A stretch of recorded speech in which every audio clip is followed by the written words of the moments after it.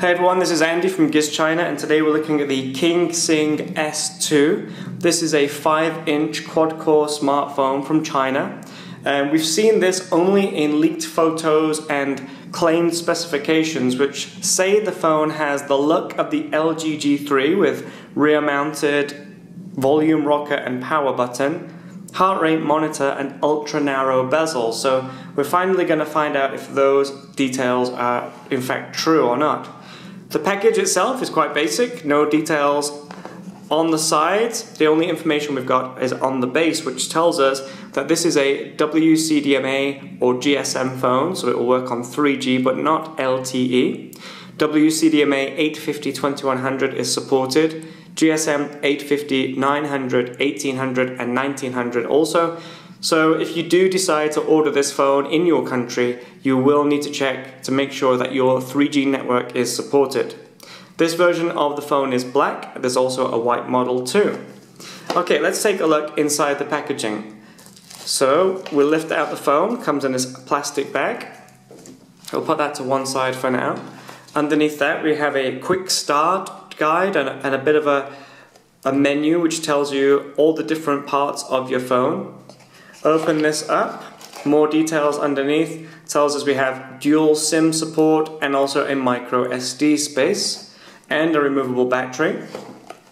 Inside here we have a film for the 5-inch 960 by 540 resolution display. This large box houses a USB data cable, and this is the flat style USB data cable that we saw OnePlus first launch early in the year, and we're seeing a lot on other Chinese smartphones. Comes with this little plastic accessory to keep it nice and tidy.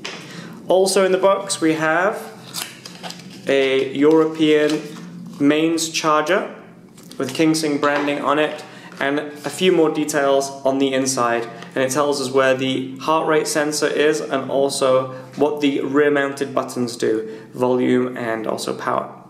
Okay, let's take a look at the phone itself. Let's bring that back in, slip it out of its packet. Now when the phone arrives originally, you will have a screen protector on here. I've already taken the top layer of that off.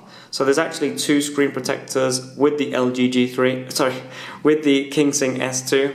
And on the rear we have this, there's a plastic cover which protects the glossy rear. Okay, let's have a look around the design. So what we've got here, we've got a 5-inch front panel with a 960 by 540 QHD resolution. We've got capacitive buttons for navigating through Android 4.4.2. Got a front-facing 2-megapixel camera up there and a receiver grille. It's all pretty standard stuff.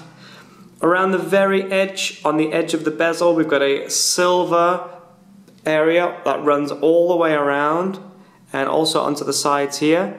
I'm not sure if it's metal or not. Feels like plastic, to be honest. And then we also have this other silver band here, which I think is the steel chassis of the phone. Turning onto the rear of the phone, we've got a KingSing logo. This is apparently where the heart rate monitor is. Flash there for the 8-megapixel camera. This button in between the volume rocker is the power button and also the screen lock button. You can just make out the 3.5mm headphone jack there too. Around the top, sides, there are no other buttons, everything is here. And on the base we have a single USB, and we have grills for 2 speakers, but I'm not sure what we've got underneath until we open it up. Just one thing I have noticed while playing around with this phone earlier, we can see that there's a gap there which runs between the silver chassis and the rear of the case. So there's a gap there which is probably going to get filled with dust and crumbs and whatever you find in your pockets. So watch out for that. Let's take the rear off and take a look inside. Okay, the rear comes off. It's just a bendy plastic. There's no NFC on here.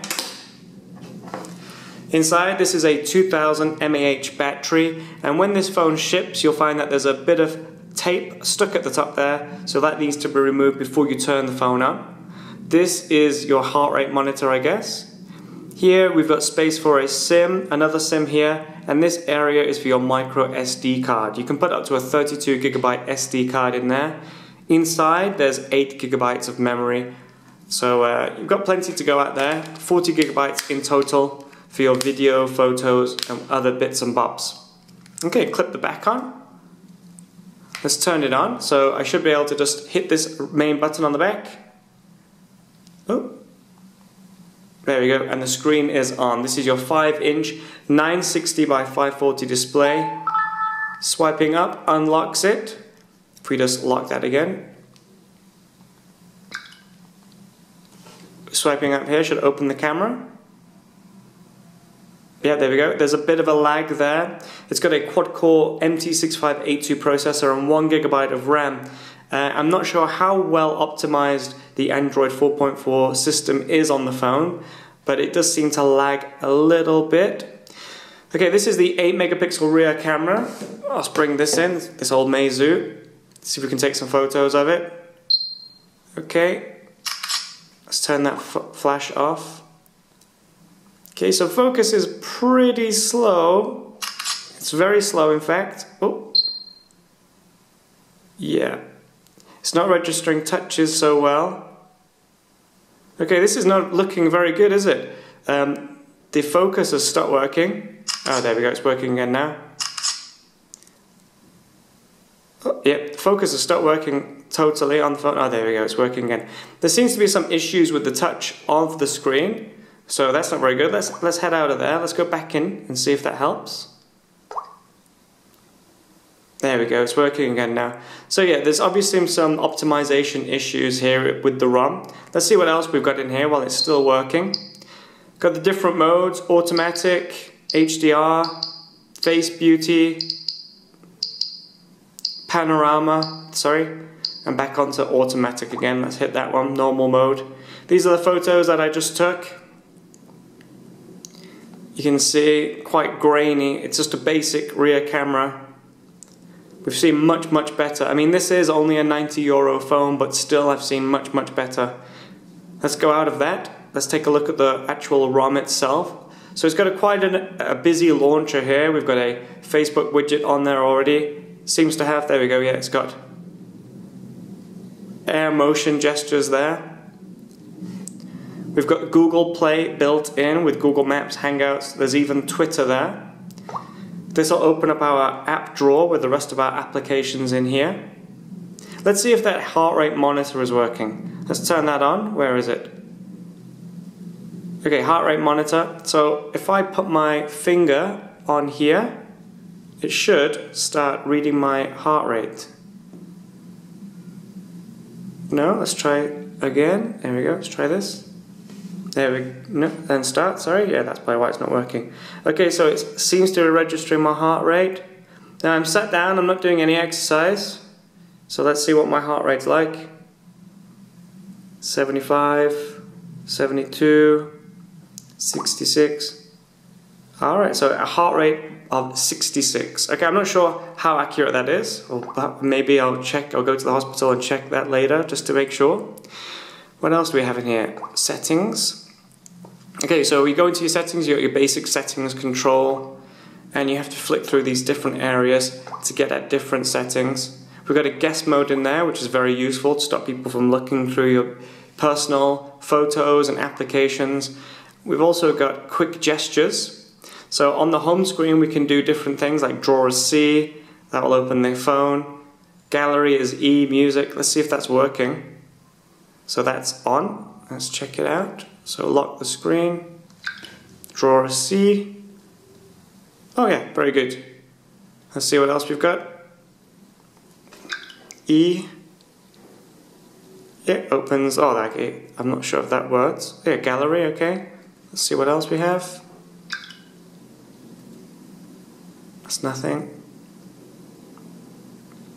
Movie, alright, cool. Yeah, I'm not sure if this is actually picking up the gestures properly or not. There seems to be some sort of touch issue on the screen. I'm not sure if that will be fixed with an upgrade or not. Alright, what we're going to do, I mean that's all, I'm just going to do a quick hands-on. So far the KingSing S2, basically it's just a basic 5-inch phone. They've thrown some nice features in, heart rate monitor, rear mounted controls. The actual 5-inch 960 by 540 display is actually quite nice. It's actually, although it isn't a high resolution display, It's got some really nice bright colors. The icons are not too pixely, you know, looking from this distance anyway, but there is some issue with touch. It doesn't seem to be registering touches very well. That said, it is only a €90 phone. So, I mean, what we'll do, we'll keep playing around with it. We'll see if there's any updates that fix things, and we'll have a good look at it and review it properly in the coming weeks and let you know how it all turns out. And that's it. That's it basically. If you've got any more questions or you've got any requirements for the review, please let me know in the comments below, and I'll try and do that for you. Okay, so that's it. That's the hands-on with the KingSing S2 from Giz China. Thanks for your time. Goodbye.